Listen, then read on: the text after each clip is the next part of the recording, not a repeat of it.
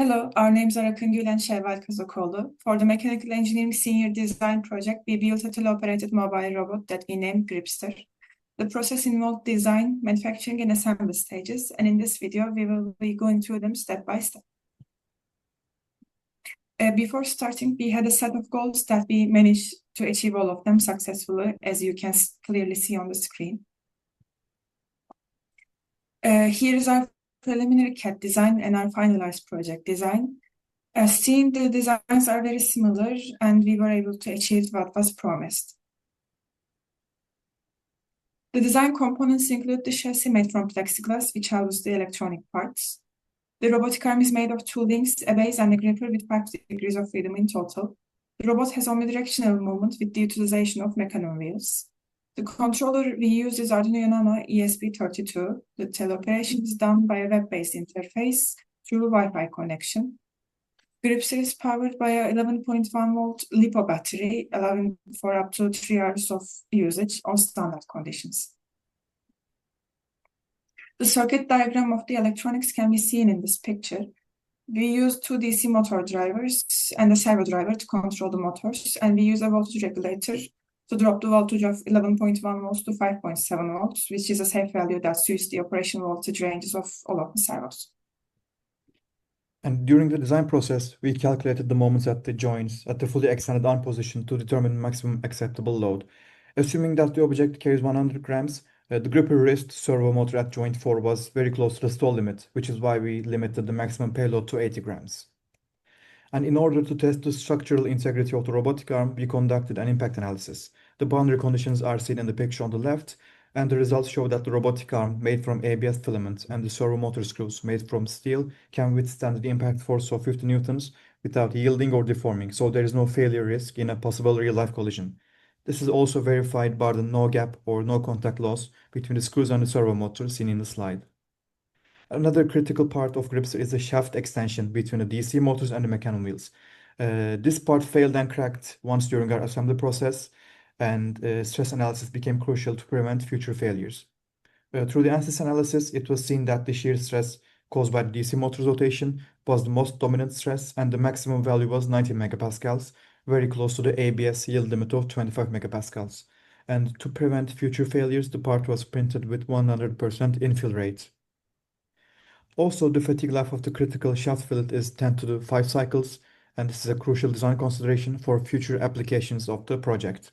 Mech the robotic arm reached the desired position, we implemented inverse kinematics in addition to the individual servo control. Since the time was limited, it is implemented only in the first 3 degrees of freedom, solving the angles of the first 3 joints. As the last 2 joints, twist and pitch, were not crucial to determining the robotic arm orientation in 3D space.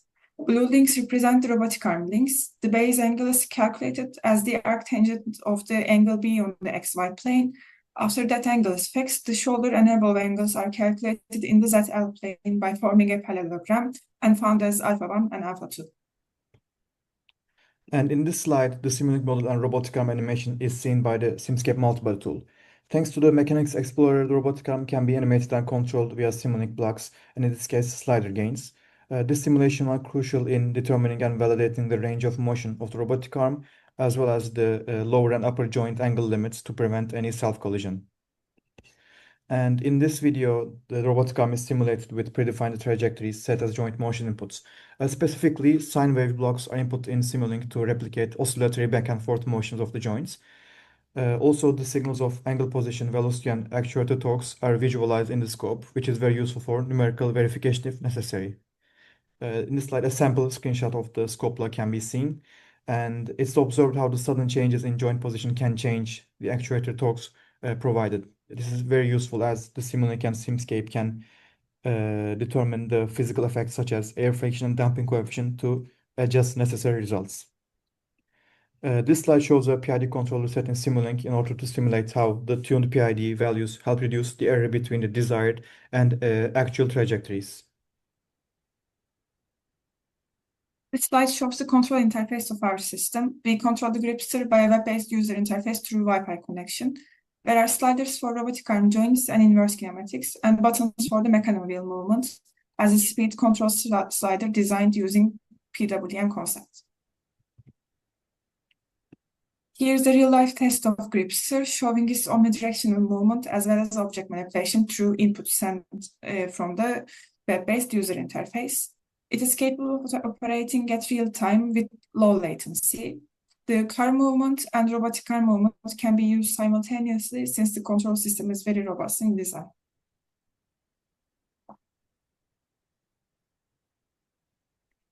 Some applications may include the operation of the robot in agricultural harvesting and handling hazardous or explosive objects for military applications where human interaction is not efficient or dangerous.